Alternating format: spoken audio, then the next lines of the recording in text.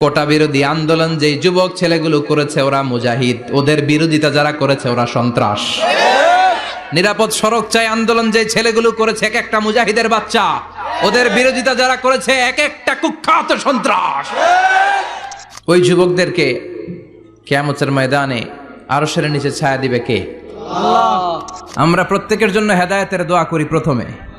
আর যদি হেদায়েত নসিবে না থাকে, কারুন, সাদ্দাত, নমরুদ আর ফেরাউনের যে দশা হয়েছে বাংলার জমিনের ইসলাম বিরোধী এই বেহায়াদের, ওই দশা আল্লাহ তুমি করে দাও।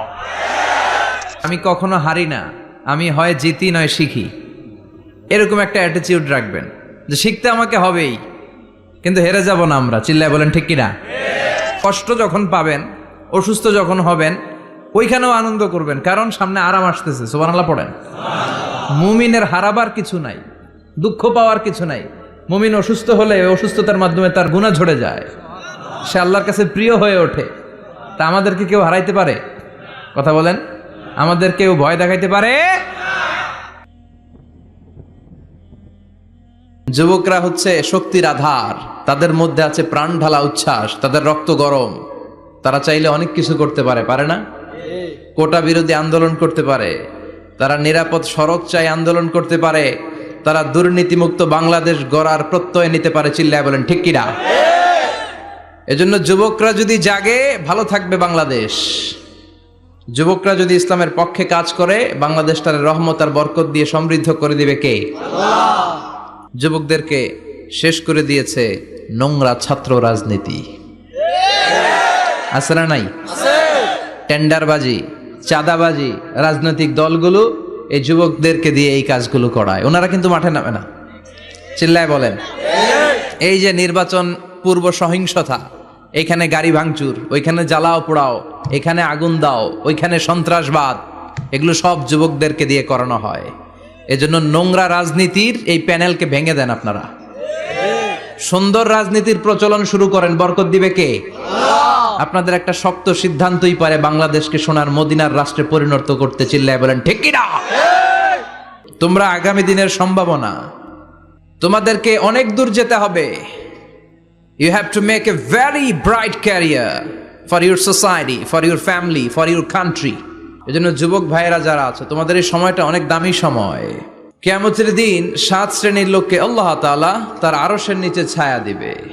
এর মধ্যে এক শ্রেণীর মানুষ হচ্ছে শাবুন নাশাআ ফি ইবাদাতিল্লাহ, ওই যুবক যারা ইবাদতে সময় কাটিয়েছে, যারা তাদের অবসর সময়টা হিন্দি সিনেমা দেখে নাই, জি বাংলা দেখে নাই, স্টার জলসা দেখে নাই, রুব্বানে নাচে কোমর দুলায়া, এগুলা দেখে নাই।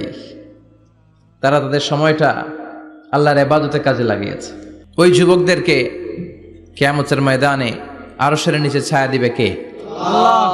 অনেক যুবক আসছে আজকে, আলহামদুলিল্লাহ। আমাদের এই সময়টা ইসলামের পক্ষে কাজে লাগাতে হবে। রাজি আছো তো? সবাই রাজি আছো? কিন্তু দুর্ভাগ্যজনক হলেও সত্য, বাংলাদেশে যুবকদের চরিত্র নষ্ট করার জন্য, তাদের এইম নষ্ট করে দেওয়ার জন্য, তাদের ক্যারিয়ারগুলো নষ্ট করে দেওয়ার জন্য যা যা দরকার তার সব কিছুর বন্দোবস্ত বাংলাদেশে আছে না নাই? তাদের নৈতিক অবক্ষয়ের জন্য সবচেয়ে ভয়ঙ্করতম জিনিস হচ্ছে মাদক। বাংলাদেশে এটা নাই। এই মাদকের সাথে মুসলমানের কোনো সম্পর্ক থাকতে পারে? এলাকাটারে সুন্দর করেন, যুবকগুলোরে আল্লাহওয়ালা হতে সাহায্য করেন, ঠিক কিনা? ফেরাউনের মতো এত কুখ্যাত ইন্টারন্যাশনাল সন্ত্রাসী, এই সন্ত্রাসীটাও খেয়াল রাখবেন, নবীদের সাথে যারা বিরোধিতা করেছে তারা সন্ত্রাস, আর নবীরা ছিল মুজাহিদ। চিল্লায় বলেন ঠিক কিনা? তার মানে বিশ্বনবী ছিলেন মুজাহিদ। এবার সন্ত্রাসীটার নাম বলেন। আবু জাহেল। মুসা আলাইহিস সালাম ছিলেন মুজাহিদ, তাহলে সন্ত্রাসটার নাম বলেন। ইব্রাহিম আলাইহিস সালাম ছিলেন মুজাহিদ, তাহলে সন্ত্রাসটার নাম বলেন। তার মানে হকের পক্ষে যারা, তারা সবাই মুজাহিদ, আমরাও মুজাহিদ। চিল্লায় বলেন ঠিক কিনা? কল্যাণের কথা যারা বলে তারা মুজাহিদ, অন্যায়ের দিকে যারা ডাকে তারা সন্ত্রাস। কোটা বিরোধী আন্দোলন যেই যুবক ছেলেগুলো করেছে ওরা মুজাহিদ, ওদের বিরোধিতা যারা করেছে ওরা সন্ত্রাস। নিরাপদ সড়ক চাই আন্দোলন যে ছেলেগুলো করেছে এক একটা মুজাহিদের বাচ্চা, ওদের বিরোধিতা যারা করেছে এক একটা কুখ্যাত সন্ত্রাস। এজন্য হকের পক্ষে যারা থাকবে, ইসলামের পক্ষে যারা থাকবে, ন্যায় নীতি সাম্যের পক্ষে যারা থাকবে তারা মুজাহিদ, বাই ডিফল্ট এগুলো মুজাহিদ। চিল্লায় বলেন ঠিক কিনা? আর বিরোধিতা যারা করবে সন্ত্রাস। যে জমিনে আল্লাহু আকবার ধ্বনির সাথে সূর্য উঠে যায়, আল্লাহু আকবার ধ্বনির সাথে সূর্য ডুবে যায়, সে দেশে আর কিছু থাকবে না, থাক ইসলাম থাকবেই। আর কিছু থাকবে না, থাক কোরআন থাকবেই।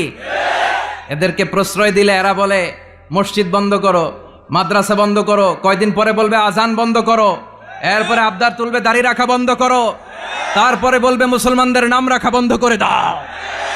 এজন্য এই আবদার শুনতে মুসলমানরা রাজি নয়। চিল্লায় বলেন ঠিক কিনা? এদেরকে প্রতিহত করতে রাজি আছে মুসলমান? আমরা প্রত্যেকের জন্য হেদায়েতের দোয়া করি প্রথমে। আর যদি হেদায়েত নসিবে না থাকে, কারুন, সাদ্দাদ, নমরুদ আর ফেরাউনের যে দশা হয়েছে, বাংলার জমিনের ইসলাম বিরোধী এই বেহায়াদের ওই দশা আল্লাহ তুমি করে দাও। আল্লাহ আমাদের নেতাদেরকে তুমি হেদায়েত দাও। জীবনে আমার একটা কিছু মটো আছে, লক্ষ্য, এটাকে খেয়াল করে আমি চলি। বিষয়টা হচ্ছে এরকম যে আমি কখনো হারি না, আমি হয় জিতি নয় শিখি। এরকম একটা অ্যাটিটিউড রাখবেন যে শিখতে আমাকে হবেই, কিন্তু হেরে যাব না আমরা। চিল্লায় বলেন ঠিক কিনা? এবং শিখাটাই আপনাকে মুক্তি দিতে পারে।